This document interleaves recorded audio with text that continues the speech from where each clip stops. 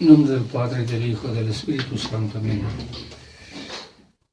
Mis amadísimos fieles en nuestro Señor Jesucristo, estamos celebrando el gran día de la Eucaristía, el gran día en que Jesús instituyó la Eucaristía. Y estamos celebrando esta fiesta en unas circunstancias que ninguno se lo esperaba.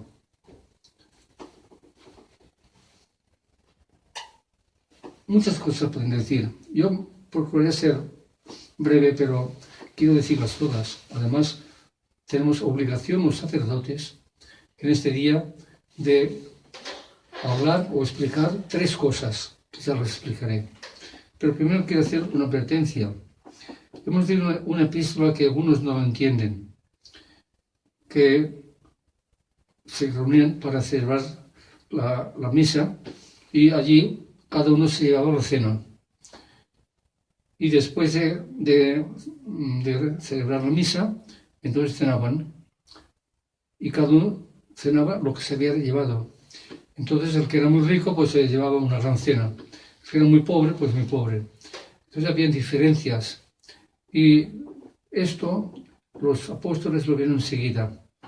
Y lo corrigieron. Enseguida fue corregido. Fuera, todo eso fuera. La cena la hacéis en vuestras casas el día que queráis. Aquí venís solamente a celebrar el memorial de la Santa Misa. Y se acabó. Bien. Es así como se han de hacer las cosas. Ser fieles a nuestro Señor. Es que Jesús hizo la Eucaristía con la cena. Sí, bueno, porque no había más remedio. Porque lo habían de tradicional, no había tiempo y quería hablarles muchas cosas.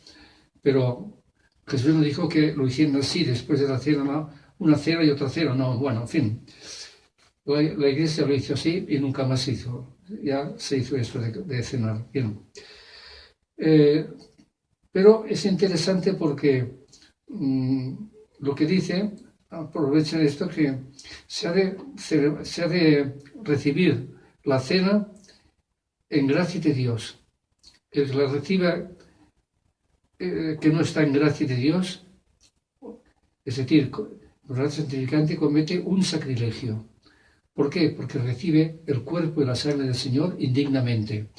Esto es muy interesante. Quiere decir que allí, en la hostia, está Jesucristo vivo. Y cuando comulgamos, recibimos a Cristo vivo. Si lo recibimos en pecado mortal, cometemos un sacrilegio. Está muy claro. Bien. Entonces, en esta fiesta de hoy se instituyó también el sacerdocio, porque Jesús entregó estos poderes a los sacerdotes, a los apóstoles, que eran los 12 apóstoles. Incluso uno de ellos que fue el traidor, pero que los demás no lo sabían, y Jesús no quiso desenmascararlo ante los demás porque hubiera pasado allí, no sé lo que hubiera pasado. Lo hubieran matado a Judas. En fin, y lo cayó hasta el último momento. Pero es cierto que allí también se instituyó los sacerdotes. Los sacerdotes, nosotros, somos ministros de Jesucristo. Ministros quiere decir que estamos al servicio de otro sacerdote mayor. ¿Cuál es ese sacerdote mayor? Jesucristo. Jesucristo, que es el sumo y eterno sacerdote. Él es el sumo sacerdote. Nosotros estamos al servicio de Jesucristo para decir la misa y para alimentar a los fieles con los sacramentos que Él ha instituido y para dar un ejemplo de vida santa. Y por eso los sacerdotes se tienen vocación. No se puede hacer unos sacerdotes si no tiene vocación. Si Dios no lo llama, no. Y aquí vemos lo que ha pasado en la Iglesia. Desde hace años se han introducido en los seminarios personas que no tenían vocación. Y estos han enseñado herejías y enseñados pecados y dando mal ejemplo y dándole verdaderos, diríamos, como diría yo, escándalos ante el pueblo. Y esto ha hecho perder la fe a mucha gente. De manera que hoy día los seminarios son lo peor que hay de todo. Hace años, cuando yo estudiaba, aún se conservaban bien la mayoría de seminarios y se enseñaba muy bien la fe, el dogma, la moral. Y hoy ya no se puede enviar una vocación, ¿no? Y es eso que se ha de procurar empezar por los seminarios. Si no empieza la restauración por los seminarios, es perder el tiempo, porque de allí salen los sacerdotes, buenos y malos. Y el pueblo sigue al pastor, como siempre ha seguido, como Jesús, que decía: yo soy el buen pastor y vosotros sois mis ovejas. Y como nos decía el superior, fijaos en cada palabra: yo soy el buen pastor, el buen pastor. O sea, quiere decir que hay malos pastores, y los hay. El buen pastor. Hemos sido el buen pastor, al mal pastor no, porque no, es malo. Bien, entonces, pues la primera cosa que nos enseña Jesús es la Eucaristía. Cuánta reverencia, cuánta devoción hemos de tratar la Eucaristía, como ha sido siempre la Iglesia. No se puede decir misa, por ejemplo, sin un crucifijo. Está mandado, sería un pecado mortal. No se puede decir misa, pues, con hostias que no están hechas de pan, ácimo, sería un pecado mortal. No se puede decir misa con vino que no es puro, sería un pecado mortal, etcétera, etcétera. Son normas que hemos aprendido para tener, pues, una devoción, como diría yo, un recogimiento ante la Eucaristía, y por recibirla siempre con humildad y con pureza de conciencia. Bien, y hoy la Eucaristía, por desgracia, está por los suelos, madre mía. Si cualquiera lo puede coger y tocar, cualquiera, y la distribuyen como quien distribuye una pastilla o una galleta, igual, y la cogen todos: venga, estos son pecados, y pecados muy grandes. Claro, la gente, muchos, no se dan cuenta, y como siguen al pastor que decía antes, pues claro, lo hacen todos, pero esto llega un momento en que nuestro Señor dice: ya estoy harto, ya no puedo aguantar más. Y entonces viene el corona, o sea, el corona. ¿Qué es esto? Un castigo de Dios. Es un castigo de Dios. Lo crean o no lo crean. Quieren dar ahora explicaciones de cuántos, de que si es una gripe, que si no sé qué, sino lo que sea. Y que ahora esto se ha ido extendiendo y no se puede detener. Hasta que los hombres se arrodillen, pidan perdón a Dios por tantos sacrilegios, por tantos pecados, por tantas blasfemias, por tantos que han cometido contra Dios nuestro Señor. Es aquí por donde debemos empezar este acto de reparación, diríamos, un acto de reconociendo que hemos ofendido a Dios. Y esto no se hace precisamente. Se buscan medios, se buscan opiniones, se buscan a ver si ya encuentran dicen que sí, ya casi la han encontrado, una vacuna, yo qué sé, bueno, tantas cosas pero el peligro continúa, o sea, y lo vemos porque cuántos mueren, y como todas las cosas, las epidemias, claro, cuando son pecados públicos, pues los castigos son públicos y ya se sabe, entonces mueren todos. En fin, por lo tanto, nosotros sí, mantengámonos con esta devoción, con este respeto a la Sagrada Eucaristía. La segunda cosa que hemos de predicar es el sacerdocio. Ya lo he dicho ahora, ya más o menos he hablado. Los sacerdotes somos hombres como los demás. No es que a veces la gente nos tira por santos. No, hemos de ser santos, pero no lo somos. Yo por lo menos no lo soy. y tengo mis pecados y mis faltas y mis debilidades y procuro, pues claro, diríamos, limpiar mi alma, claro, siempre que puedo. Y con la gracia de Dios, pues sí, a veces, pero muchas veces pues no puedo. Soy débil, etcétera, y faltamos. Y por lo tanto también los sacerdotes hemos de pedir perdón por nuestros pecados y por los del pueblo. Es curioso porque en el Antiguo Testamento los sacerdotes, que entonces no eran ministros de Dios, porque eran sacerdotes puramente que oficiaban para, diríamos, para el oficio de sacerdotes, pero no era como el Nuevo Testamento. Pues, no obstante, cómo los cuidaban y cómo los escuchaban y cómo procuraban llevar una vida honesta, una vida, diríamos, santa. Y eran sacerdotes de la antigua ley, que no manejaban, diríamos, la Eucaristía, no manejaban a Dios como nosotros. Pues entonces tenían más respeto que nosotros. Y cuando ofrecían a Dios un buey o una vaca o un carnero o una oveja, lo que sea, tocaban las campanas y todo el mundo callaba, un silencio, todo aquel inmenso, digamos, el santuario más grande del mundo, que era el santuario de Jerusalén.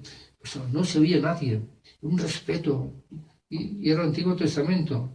Y ahora que estamos en la realidad, que ellos eran figuras, pues veis dónde hemos llegado. Esto no puede continuar. Y por eso el Señor nos castiga y nos castigará y cada vez más hasta que, como digo, hinquemos las rodillas y reconozcamos, Señor, he pecado. Yo he pecado, sí, yo tengo mis pecados y quiero cambiar de vida y quiero pedir perdón y quiero trabajar para que mis hermanos también lo hagan. Entonces sí. Bien. Y por último, hemos de hablar de otro mandamiento que nos dio nuestro Señor en este día, que fue el mandamiento de la caridad. Aquí sí que quisiera hablar un poco porque eso también se ha mistificado y se ha enseñado una caridad falsa. Sí, falsa. Porque la caridad es el amor. ¿Pero qué amor? Mirad, los primeros cristianos eran paganos todos, venían del paganismo y no sabían lo que era el amor. El amor. Ellos entendían el amor una concupiscencia de las pasiones, es decir, el buscar satisfacciones para su cuerpo, el placer de su cuerpo. Esto era el amor para ellos. Pero ya de esto no, y fuera de esto ya no sabían lo que era amor. Y entonces los apóstoles enseñaron un amor más puro, un amor más santo, un amor que era como Dios lo tiene. ¿Cuál es el amor que Dios tiene? Amor purísimo. Dios no tiene cuerpo, Dios no tiene sentidos, Dios no tiene sensibilidad humana. Es un amor puro. Y entonces enseñaban este amor. Y los cristianos pues decían, ay, si esto es muy hermoso. Ahora sí que nos podemos amar unos con otros. Ahora sí que podemos tenernos confianza unos con otros. Ahora sí que buscamos el bien de uno del otro. Y entonces buscaban una palabra y la inventaron, sí, la inventaron, porque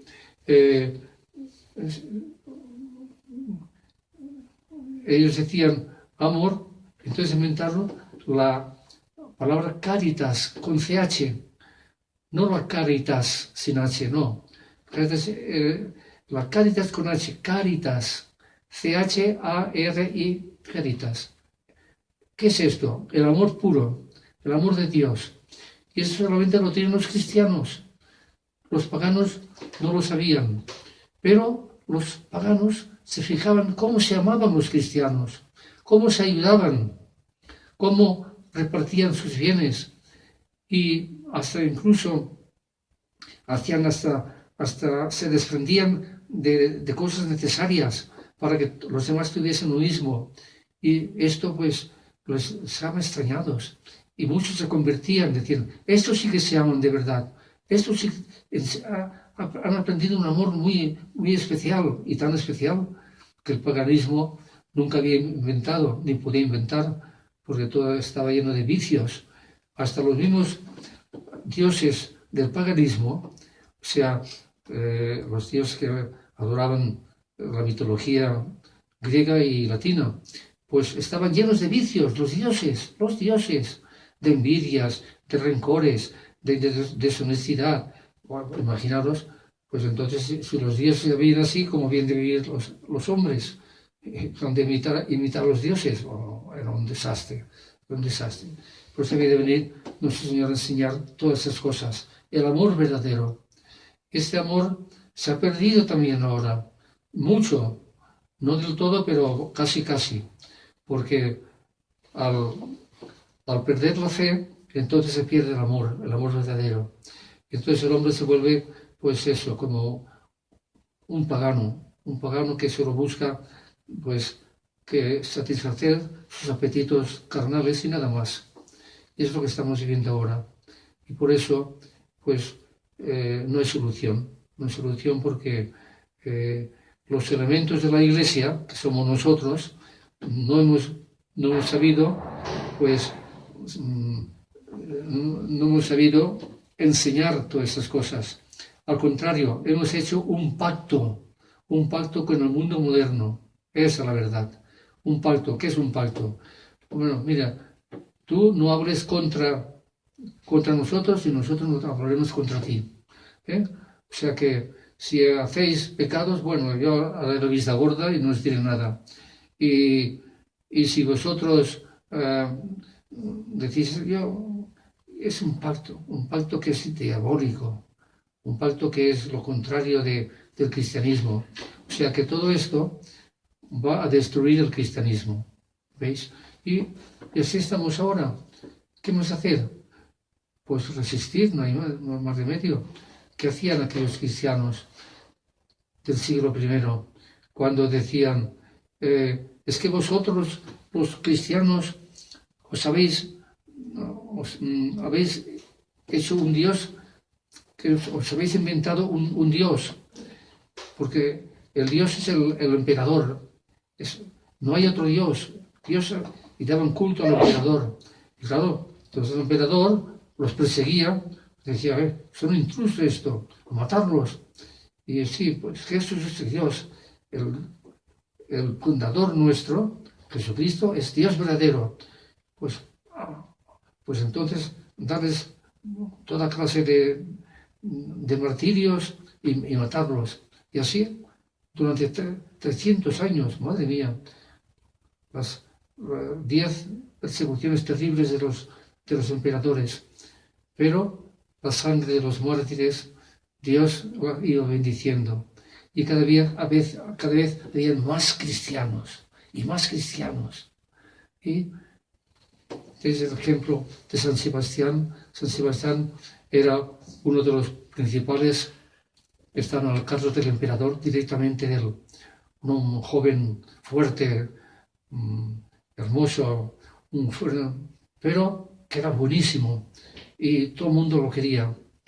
Y era cristiano secretamente, nadie lo sabía. Y él salvó a muchos cristianos. Bien, pues un día hubo alguien que lo delató al emperador. Mira, Sebastián es cristiano. ¿Cómo me dices? Si es el más importante de mi ejército. Pues es verdad, no lo creo. Sí, y lo llamó. Oye, Sebastián, me han dicho que tú eres cristiano. ¿Es verdad o no? Pues sí, emperador, soy cristiano. ¿Eres cristiano? ¿Tú sabes el edicto que he dado? Sí. ¿Estás dispuesto a morir? Morir porque es Dios. Es Dios verdadero. Tú no eres Dios. Tú eres un hombre como los demás. Tú no puedes hacer lo que quieres. No tienes poder. tú has de estar también al servicio de este Dios. Por lo que le dijo. Entonces él con furor lo hizo matar, bueno, esa es la historia, San Sebastián. Pues, y así estos fueron los que pusieron, diríamos, los cimientos de la iglesia verdadera, que ha durado 20 siglos y ha tenido siempre, pues, perseguidores y malos cristianos y malos sacerdotes y malos obispos y malos papas, y no se ha hundido, no ha desaparecido. ¿Por qué? Porque Jesús está en medio de ellos. Yo estaré con vosotros hasta el fin del mundo. Y porque la Virgen también lo ha prometido, la Virgen del Pilar, yo estaré con vosotros. Y esto es lo que a nosotros nos da esta esperanza. Y por eso, pues cuando vemos todas las calamidades que están pasando, lo comprendemos. Y pedimos cada día más a Dios: Señor, ten misericordia. Mira que yo soy pecador, Señor. Yo soy el primero que de pedir perdón. Y lo hago de verdad, de todo corazón. Estoy convencido que yo he tenido mucha culpa en todo esto. Señor, perdónanos. Así, con humildad, que es la verdad. Es la verdad. Y así hemos de continuar. Así salvaremos la Iglesia. Y así salvaremos el mundo. Y así salvaremos el cielo, porque ¿cuántos hay que se condenan hoy día? Hoy, Dios mío. San Francisco Javier decía que aquellos paganos iban al infierno continuamente porque nadie les había predicado a Jesucristo y eran paganos. Claro, el paganismo era muy difícil un pagano seguir la doctrina cristiana por ignorancia, y Dios tendría compasión de ellos seguramente, claro, pero San Francisco Javier por eso pidió él ir a las Indias, a San Ignacio de Loyola. Yo quiero conquistar a todos los paganos para Jesucristo, y fue allí y ya veis, y murió pues en una cueva, él solo, allí, en una isla, allí murió, pero lleno de felicidad, porque había dado su vida por Jesucristo. En fin, meditemos todo eso, amadísimos hermanos, y hablemos con los demás. ¿Cuántos hay que, a lo mejor, hablando con ellos como compañeros, como amigos, pues les podemos abrir los ojos y pueden salvarse también, cambiar de vida y amar a Jesucristo y amar a la Virgen? Claro que sí, eso es lo que vamos a hacer. Sigamos pues ahora esta Santa Misa con estas intenciones. Ave María Purísima.